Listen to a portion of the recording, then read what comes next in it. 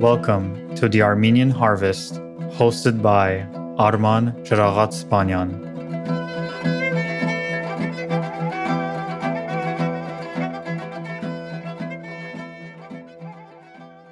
The following is a conversation with Sergey Ghazinyan.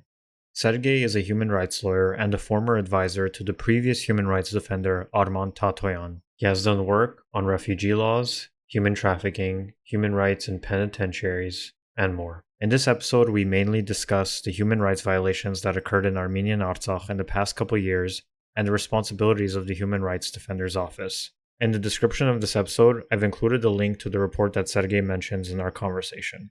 Thank you for listening, and I hope you learned something new. Hi, Sergey. Thank you so much for coming onto the podcast.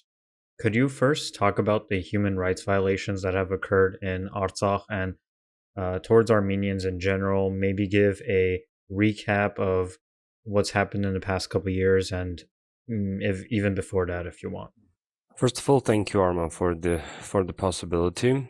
You know that indiscriminate attack was launched against Artsakh on 27th of September 2020.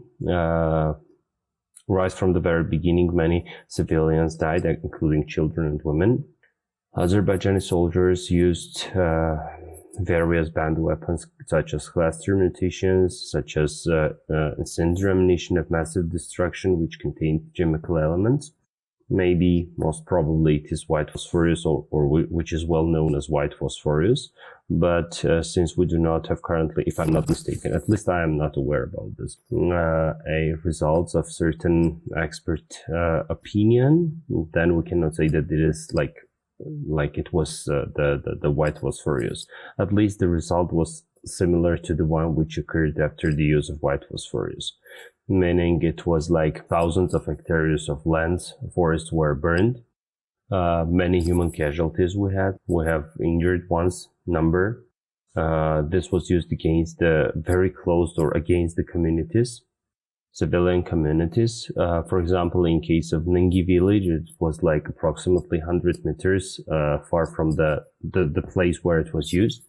And you know that it can have a long-term consequences for the health of people. You know, the breathing system of person can have a serious harm after this, and you know that it can cause a long-term effect. Except this, they used this against certain vital infrastructure such as gas pipelines, etc. Which was actually, by the way, according to international humanitarian law, international human rights law, the use of this kind of weapons is banned also against military servicemen, combatants, which means that this is totally banned. And the thing is that whether you have ratified the relevant conventions or no, you cannot use this because this is a customary international law, which means that this is mandatory, obligatory for all sides. I'm just going to present you certain war crimes, certain atrocities conducted by Azerbaijani armed forces, and then we can discuss it in the context of international, let's say, reflections on this. Then we can underline that people were just beheaded alive.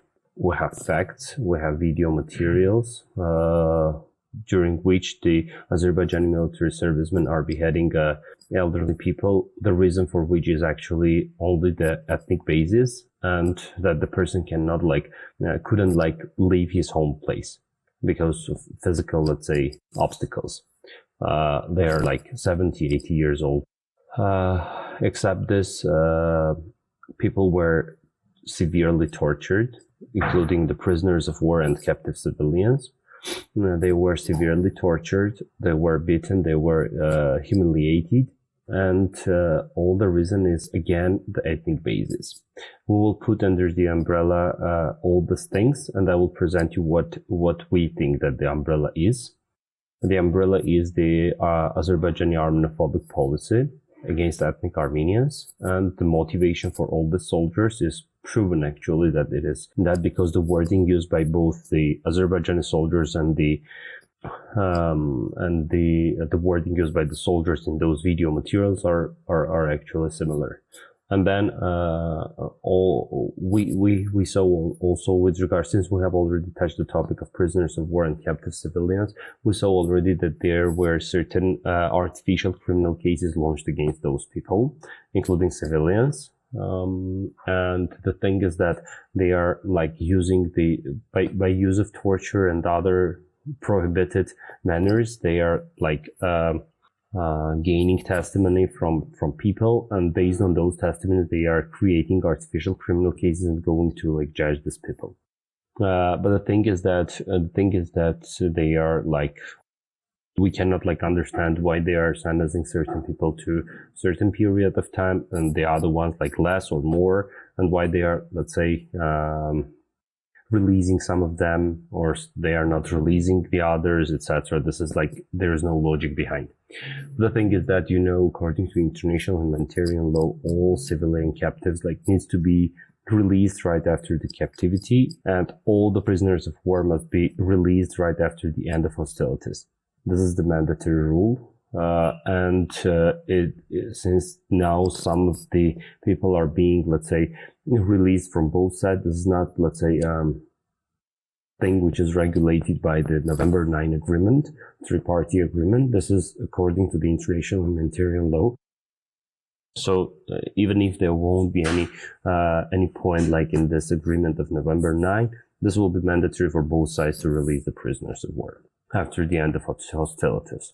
Then we can say also about the involvement of mercenaries. Let's say many officials, high-ranking officials of different countries, including France, Russia, Iran, etc., including heads of the countries, presented that there are thousands of mercenaries in the region who were, let's say, brought by the assistance of Turkey. And the involvement of mercenaries, this is also prohibited in a separate war crime, let's say, involvement. And we have various materials also proving about this. Analysis and video materials. What I'm talking about is based on purely on the proofs, like on the video materials, photos, etc., etc. Because while I was working at the Human Rights Defender's Office, we have translated and published 200 and more videos, and 200 and more, something like 300 photo materials proving about all these violations and atrocities. We know that there were also mutilation of bodies. They were cutting the ears, and that this is common in the jihadists. Among jihadists, they are cutting the ear. That this is kind of called a trophy, and they are earning certain amount of money for this. And this also was reported in the case of Artsakh war. And all this we can like cover by the umbrella of the Azerbaijani high-ranking, by the assistance of Azerbaijani high-ranking policy of Armenophobia, which means that they are creating hatred against ethnic Armenians, and they are motivating this people by them. Just two small examples. Yeah, I'm repeating just the words of Azerbaijani president. He told that he is proud that we have now that they have now the generation full of hatred against them. Them were like Armenians. And another example was that maybe I've heard about the case of Gurgen Markaryan, Ramil Safarov, who killed the military serviceman during the NATO peacekeeping training in Budapest. He killed by an axe while Gurgen was asleep. And then he was like sentenced to life imprisonment. Then he was transferred to Azerbaijan. And while he was in the air, he was released and pardoned. And then he was like get the decree of major of the military status. And then he get a flat and also the salary for the all 8 years while he was in the Budapest prison, in the Hungary prison. And then he was praised while he was in Azerbaijan, including by high-ranking officials, including the ombudsperson of Azerbaijan, when she said that Ramil must serve as an example for our generation. And can you maybe elaborate on the international courts for a little bit? How effective are they in what they're supposed to do? I guess to say that the International Court of Justice is ineffective, or let's say the interventions by the Armenian side was not effective, wouldn't be right. It was effective in the sense that it underlined certain points which are very important for us. Like one of them was for example, the demand to the Azerbaijani side to close the so-called trophy park. Maybe you've heard about this. The trophy park is actually the illustration of the whole, let's say, Armenophobic policy of Azerbaijan. It had certain, let's say, mannequins with the Armenian soldiers killed, chained, and let's say, injured ones, etc. And even their children are playing with them. And you know that, for example, the designers of this mansion called that they were demanded to make it as ugly as possible, make them as ugly as possible. This was closed, which is a source of also generation of hatred against Armenians. And if we're talking about the peace in the region, then we need to consider that the Azerbaijani policy of hatred and hate speech Armenophobia is going as, let's say, deeper and deeper. And this is a source of, let's say,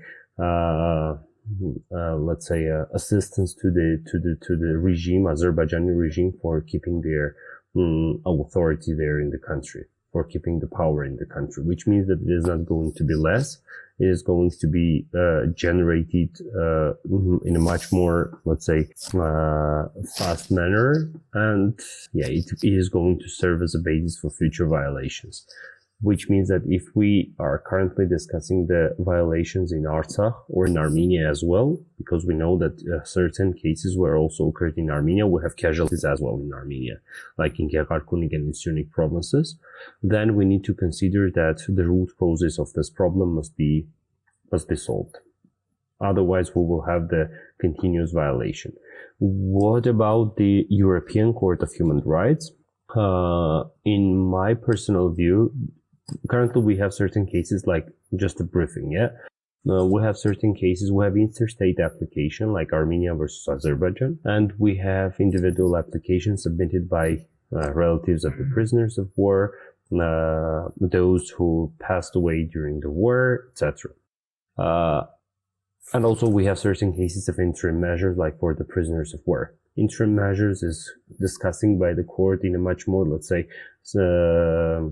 fast manner, in a special procedure, due to the reason that since we're applying for an interim measure, then there is immediate necessity for having certain, let's say, input there by the court. And the issue here is that the European Court of Human Rights also underlined by its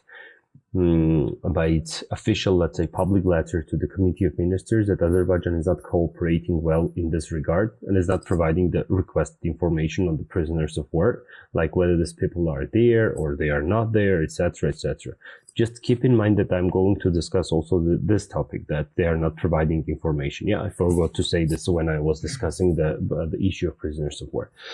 Yeah, and Azerbaijan was not cooperating properly with the ECHR, and it was not provided necessary information, which was underlined in the official letter.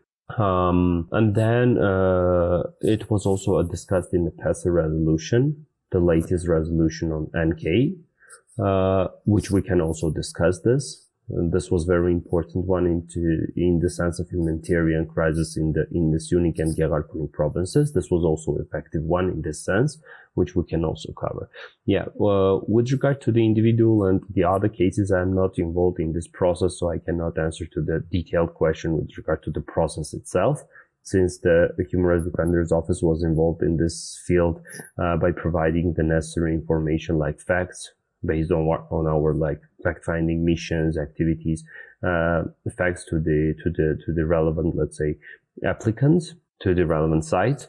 In one case, they were individual applications, the other one in state. And we're closely cooperating with the office of and that time it was the ECHR representative, Armenian representative of Armenia before the ECHR. What about the prisoners of war? Like, if you are interested to this question as well, with regard to the not providing necessary information, we have very, let's say, objective information that they were like not providing the information of those who are who are being kept in the prisons of Azerbaijan. They are, let's say, giving secret the information. They are not providing it to ICRC as well. And the issue is that, can you imagine the situation like when they're not allowing to make the search of the human remains in the territories which are under their control? And in the meantime, they are not providing the necessary information, and we know that we have certain people about whom we do not have any information, and we have only number of, let's say, people whom Azerbaijan already said that they are currently under their control, and people they do not know what to think. And that is why in many cases when we knew that there are certain people, let's say, coming back, returning to Armenia, many people are going there because they think that, let's say, there will be a surprise and their relatives will be in the plane. But this is not the case, and this is the reason. The reason for this is that Azerbaijan is like causing a tension in the society in large, but more specifically to the families whose relatives are currently missed, let's say.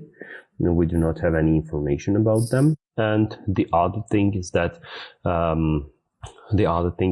we had already various cases, number of cases, when we saw already the video where the person was under the control of Azerbaijani military forces. They are like demanding from this person to pronounce certain sentences. But in the meantime, we have already received his body. Or her body. No, I guess he's only. So then if they are not disclosing this information, so who is under their control, there is a real danger for the physical security of all these people, because they can just kill them. They can just kill them and do not say anything to the people and say that he is like, we do not have any information in this regard. Yeah, so this much about the overall, let's say, situation in the international legal bodies.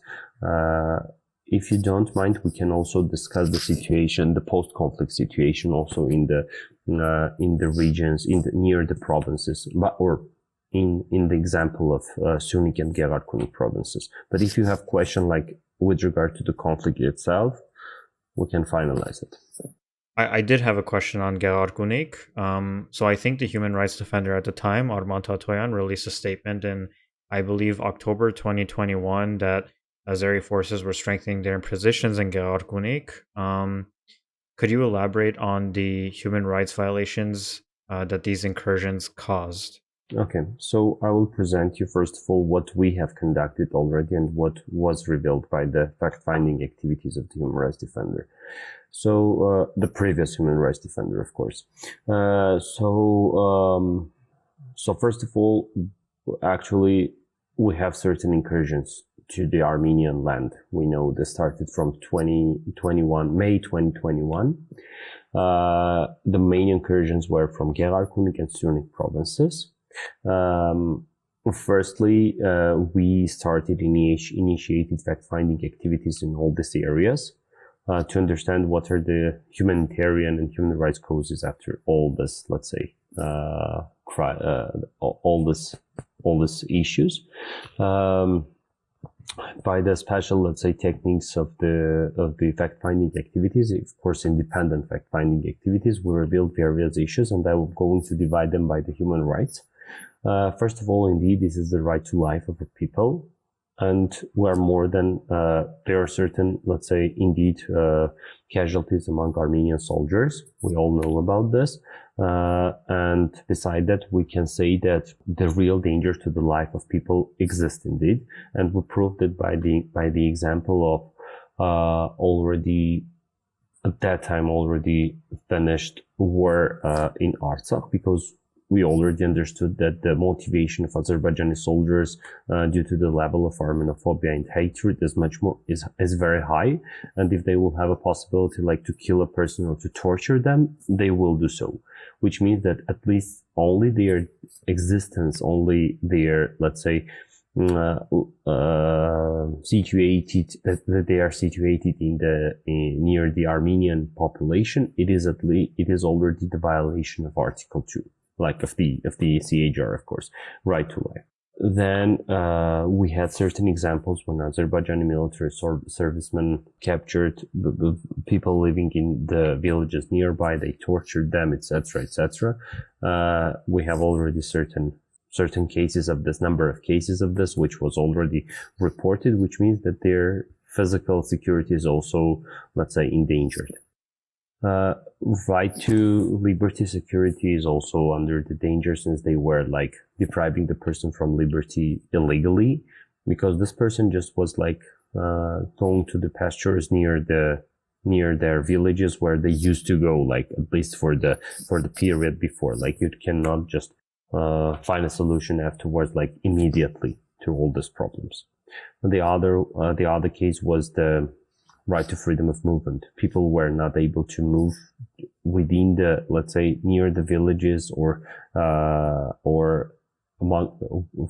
in the roads connecting the villages to each other, or connecting the cities. Even now, that the road from Goris to Kapan is blocked already. The main road is blocked. We have alternative road there, which means that, and also from Kapan to Jakatan is also closed, blocked by the Azerbaijani people, military servicemen. Though we have Armenian customs service servicemen and border guards there who are conducting the perfect their, let's say, obligations there, but the roads are closed and people cannot like travel from one place to another.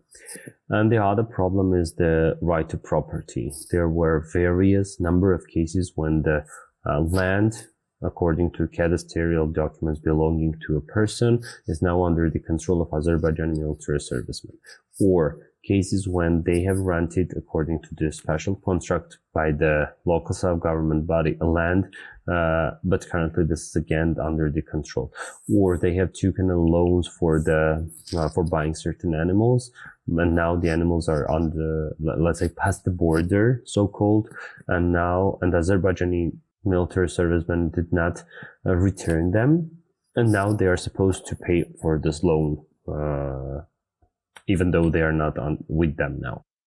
The main problems are also about the best interest of the child, because they are soldiers from 3 countries like Russia, Azerbaijan, and Armenia, and there are even cases when near the place where the children are used to play in the yard, like there are soldiers, armed military servicemen of 3 countries.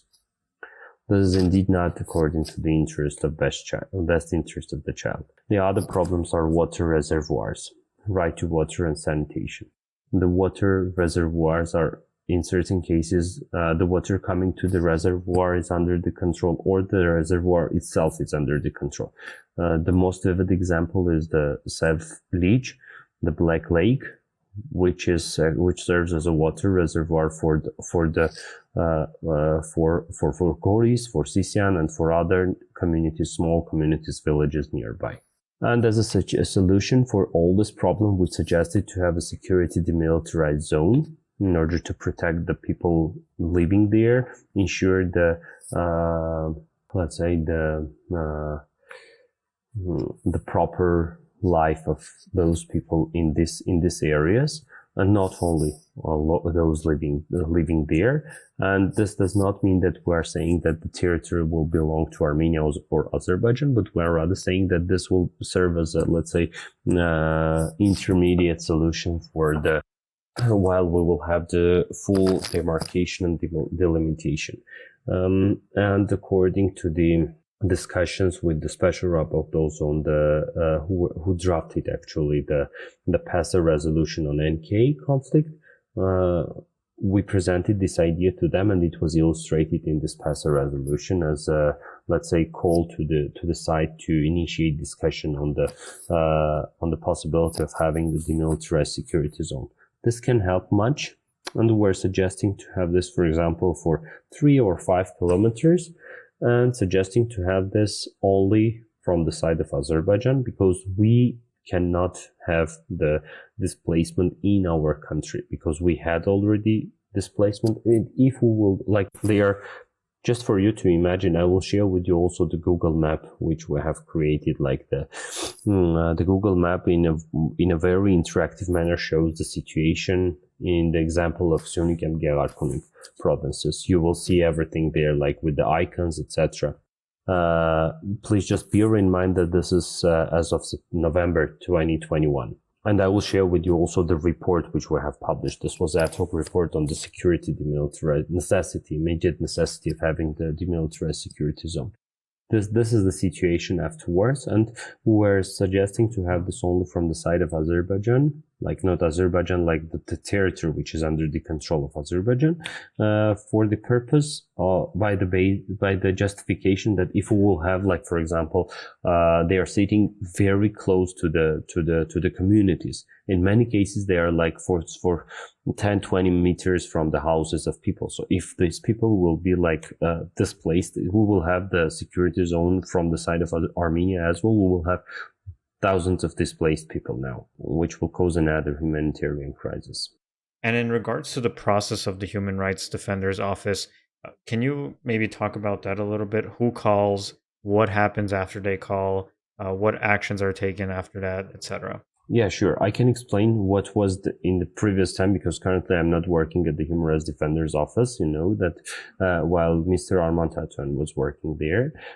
So we have indeed people were approaching us. They were calling to our hotline.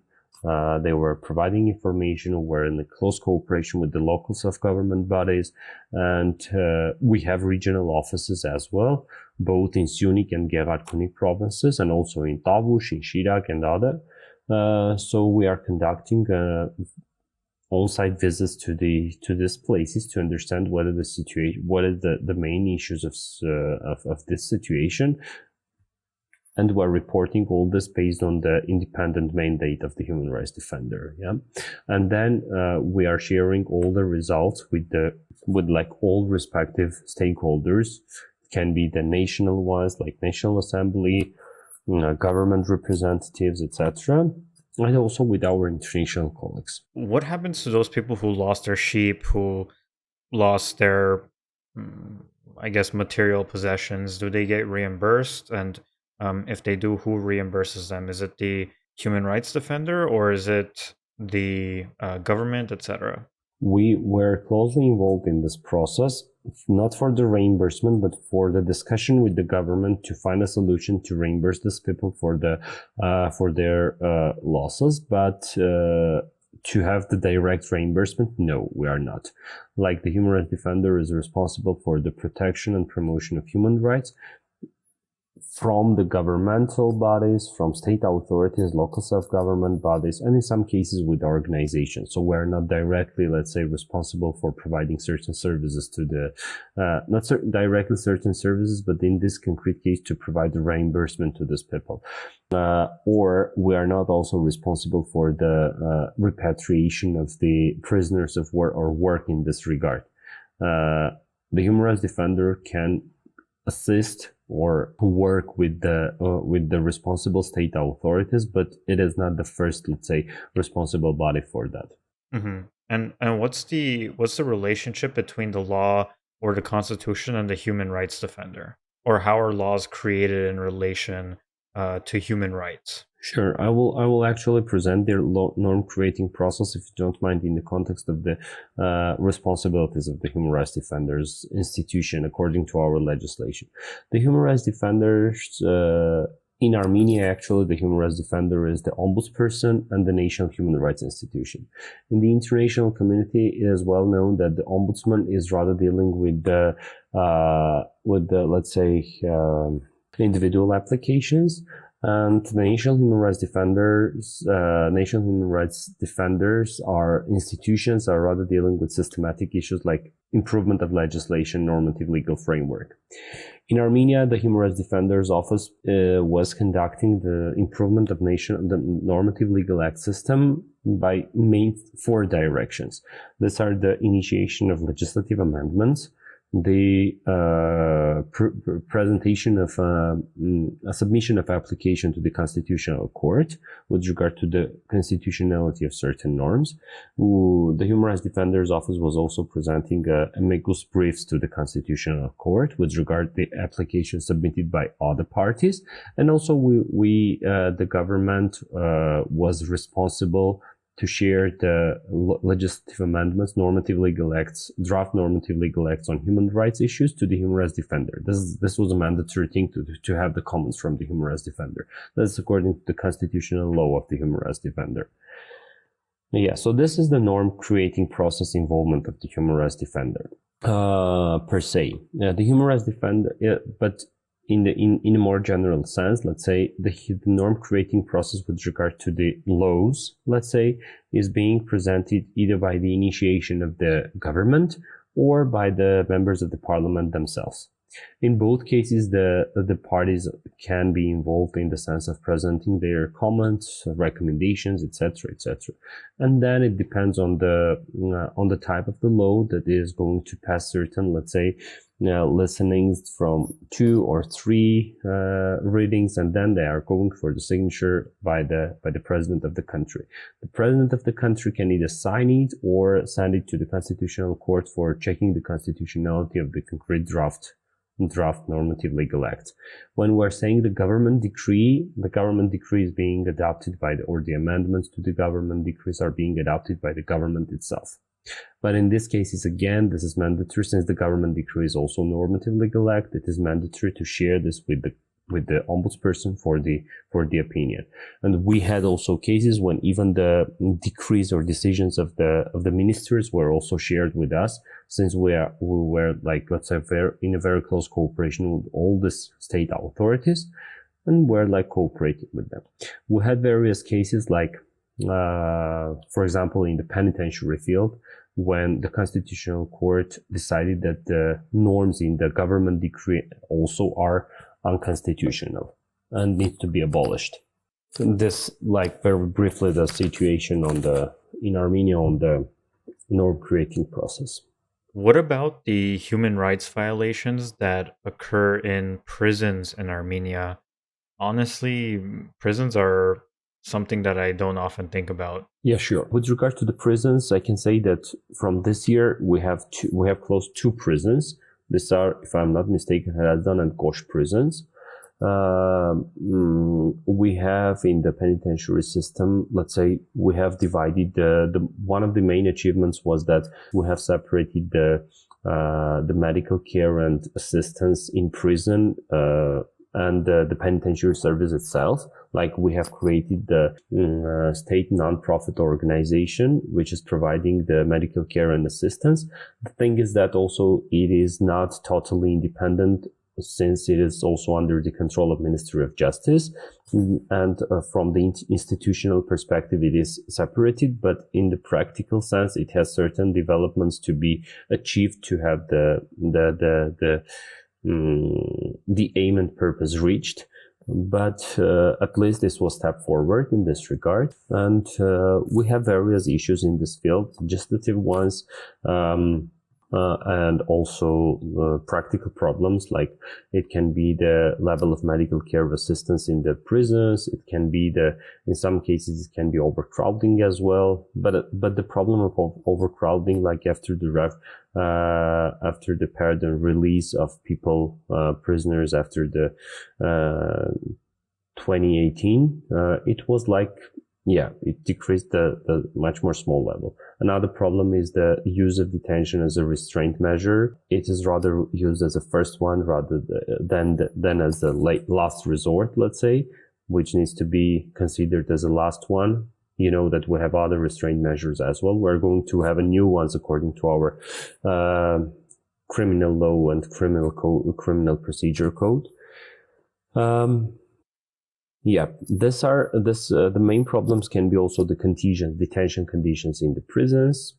We have also the Human Rights Defender's Office is publishing its annual report on the closed institutions as a national preventive mechanism every year.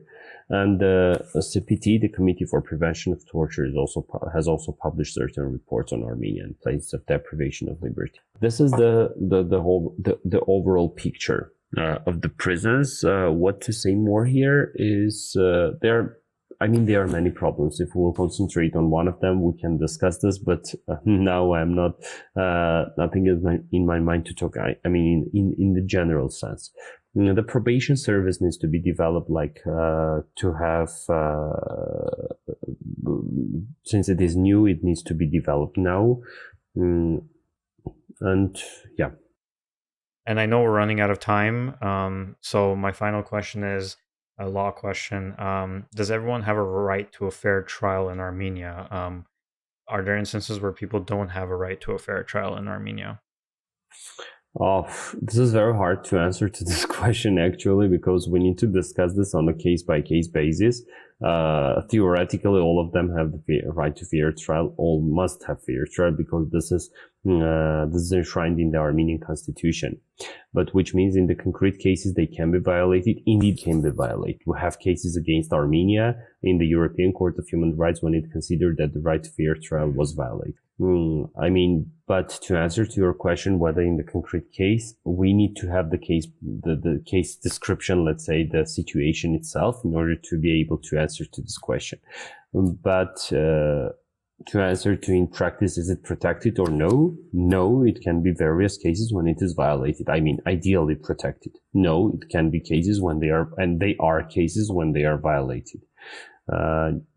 Just we can fix it by the let's say study of the statistics of the reflections by the European Court of Human Rights, by the higher instance court in Armenia, etc. Thank you, Sergey, for coming on to the podcast and sharing this valuable information. Thank you so much, Arman. Thanks for the opportunity. This was The Armenian Harvest, hosted by Arman Tatoyan. Thank you for listening.